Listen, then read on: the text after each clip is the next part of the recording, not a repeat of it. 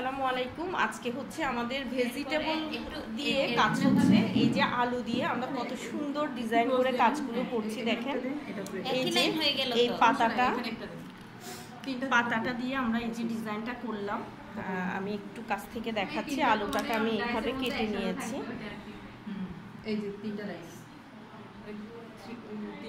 আপু এটা একটু এইভাবে দেখান। এই যে আলুকে বিভিন্ন ডিজাইন করে কেটে আপু এটা একটু দেখান। আমরা ডিজাইনগুলো করে নিচ্ছি।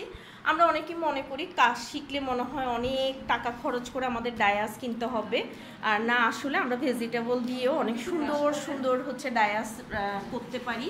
যারা কার্ভিংয়ের কাজ পারেন তাদের জন্য তো একদম প্লাস পয়েন্ট। আপনারা ঢেঁড়স দিয়ে, আলু দিয়ে, পেঁয়াজ দিয়ে অনেক সুন্দর সুন্দর ডিজাইন করে এভাবে কাজ করতে পারেন। একটা ডায়াস কিনতে গেলে দেখা যায় যে অনেক টাকা খরচ পড়ে, ওই জিনিসটা আমাদের সেফ হয়ে যাবে।